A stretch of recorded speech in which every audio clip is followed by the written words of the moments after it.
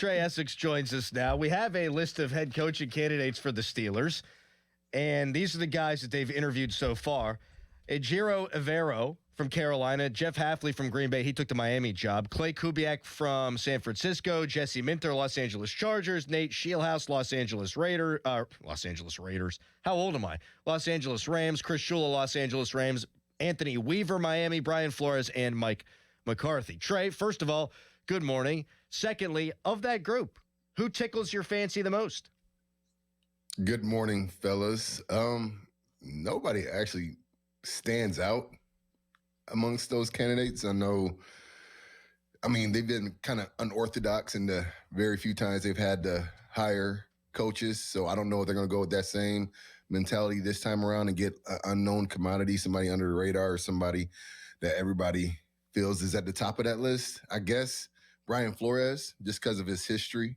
And I know how strong that defense can be under his tutelage, and especially the linebacker play when he was here. And so that does kind of stand out. But other than that, nobody really jumps out at me. Trey, how do you think Omar Khan's going to do moving forward? Like I said earlier that I was a little bit surprised that he's still around because, maybe the Steelers wanted to go in the direction of cleaning house and starting fresh. But do you have faith in Omar Khan moving forward, being a GM that can facilitate this football team to potentially win a Super Bowl and to hire the next head coach? Yeah, I don't feel like he's been able to completely spread his wings as a GM. He came in when Tomlin had a lot of the power. And so I don't know how much of that Omar's say was actually the last say. And so I think for this time around, he'll have that opportunity. He'll get to shape this team a little bit more and how he views it and how he sees it moving forward. And I wasn't surprised that he kept them around. I think with the Steelers, they don't want to go full blow-up mode, demolition mode. I think there is some comfortability having some familiarity in there when they bring in a new coach. And I think Rooney is comfortable with that. And I know a lot of Steelers fans don't like to hear that. But I do think Omar has done some good things. And I think he at least attacked, with Andy Weidl's help, the foundations and the O-line, mainly the O-line and the D-line. And I think that's something that's going to be attractive for whatever new coach takes over. We're joined by Trai Essex on the Fan Hotline, presented by Sullivan Super Service, Pittsburgh's trusted plumbing and HVAC provider for over 50 years. So you got the Baltimore job out there still. Now the Buffalo job is open, and you've got the Steelers job. Now Tennessee, that's been filled by Robert Saleh. Atlanta by Kevin Stefanski. Miami by Jeff Hafley. How attractive is the Steelers job compared to the other openings in your mind, Trey? Me and Charlie was talking about this on the show yesterday. You don't know what's attractive to young coaches these days. What used to be attractive, the longevity that the Steelers will give you to build a team, may not be the same thing that it used to be. I still think coaches value that, but there is a lot of pressure coming to a franchise like Pittsburgh. And from the outside looking in, it doesn't look like they had a whole lot to build with when you compare this job to a Buffalo or a Baltimore job where they have a franchise quarterback in place already. Of course, those two are going to jump to the top of a lot of coaches' list. But I do think, like I mentioned before, when you have a foundation and you get the opportunity to build upon the offensive line or defensive line, and you get a chance to pick your own quarterback and kind of shape this offense how you see fit and not have to shape it around the skill set of a quarterback that's already in place, I do think that gives a creative mind some intrigue when you look at the Pittsburgh job. So I think we're up there. I do think the shiny jobs are right now out there, Baltimore and who did I say before? Buffalo, yeah, because of the quarterback situation. But I do think there are a lot of positives with taking the Pittsburgh job. Trey, things have been moving very fast, obviously here in Pittsburgh with Mike Tomlin stepping down, and a lot of people want to just push forward and not really relive Mike Tomlin's tenure and how it all went down. And I haven't been here for a while. I've been on paternity leave, and I haven't talked to you in a while. But congratulations! I appreciate that. Were you surprised whenever you got the news about Tomlin? And what do you think is next for Mike Tomlin? I was really surprised with how quick it came about. Hindsight, I guess I understand now more than I did then, but it was a shock to the system. 19 years I've had the benefit of having him as a coach and being able to come back to Pittsburgh and I have that familiar face. No matter the changing players, the changing coaches, he was a constant in my life, and that was a shock to the system, seeing that he was prepared to step away from the game. I'm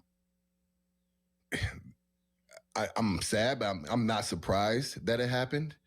But I think it's going to be. I don't know what he has planned for himself moving forward. I know he missed a lot. When you have that routine for 19 years, it's kind of tough to just go back to quote unquote civilian life and then try to fill in the gaps that are gone because you don't have that schedule anymore. And so I don't think that when you have that type of routine, if you can get it back, you want it. And so I don't see him stepping away from the game too long.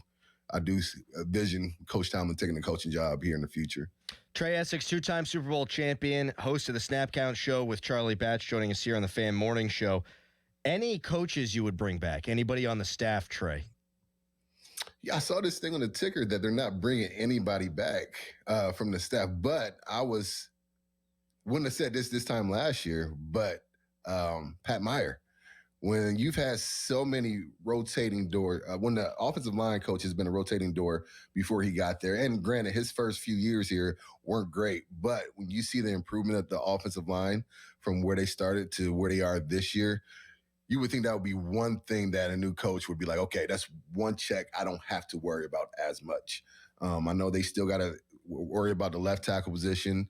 I know that's going to be a good battle, I think, between Dylan Cook and Broderick Jones, and then I think they should bring Isaac back. And then if you could have your starting line in place before you even bring in a quarterback, you know exactly how that's going to look and who's going to be leading them. I thought that would be an attractive move for whatever coach is going to be coming in to take over. Trai, is Cam Hayward going to be a Pittsburgh Steeler next year? Yeah, I think so. I think he'll give it one more go with whoever new coach is coming in, and then, he'll ride off into the sunset. But I think he'll give it one more go. Do you think the Steelers should bring T.J. Watt back? That's a tough one. He had a very down year coming off a very odd injury. They just paid him, though. So you want to think, for lack of a better term, you want to squeeze all the juice you can like every other NFL franchise does with their superstars. And so I don't know how attractive he'll be in a trade at his age, coming off his worst year probably in the last 10 years since his last injury-riddled year.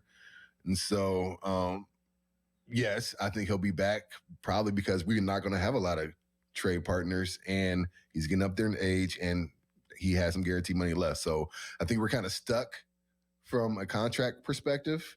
But I do hope that he bounces back and has one of these Cam Hayward years, Trai, do you believe that a guy like Shieldhouse, who's the young pass game coordinator for the Rams, like, do you believe, like, and I'm not taking anything away from the young guy, and I love seeing guys get opportunities, but you think it's kind of like almost like a falsehood or in kind of like a gray area because of who he has in front of him and guiding him with the Rams? Yeah, I mean, you have McVay as the mastermind. You have Mike LaFleur as the offensive coordinator. You have Matthew Stafford as your quarterback. Like, is he doing a really good job, or is it, an easier job than I think people think of being the pass game coordinator for those people? You don't know, honestly. And that's why you bring him in for an interview. He looks very attractive, very shiny. He's over there in that McVay offense, and everything from there seems to have worked out. And so you want to jump on the train early and see if you can jump on it and see if he is what everybody else before him has been. Now, he did go to Illinois, which is my hated rival, and so I don't know if I like that too much about him. But other than that, I think you do want to kick the tires and see what a young man like that can do, and if you can jump on the train before everybody else does. But you don't know, honestly. And you don't want to speculate one way or the other. But you have seen the previous success there, so I wouldn't mind taking a look. Trai, is there any scenario that would make sense to bring Aaron Rodgers back in your mind? No. It doesn't make any sense to me. I guess the unlikelihood that they bring in a Mike McCarthy, which I don't think they're in the business of bringing back retread head coaches at this point. But that's the absolute only scenario I could see something like that happening. But with a new coach, especially if he's younger, offensive minded, or even a defensive coordinator trying to, make it how they see. I don't see them bringing in as big of a personality as A-Rod for their first year. So that's a good point. I hadn't considered it that way. Like, hey, first-year head coach, here's a 43-year-old Rodgers who's going to have his ideas. His brain's 43, but in a good way. So, that would be a challenge for a young head coach.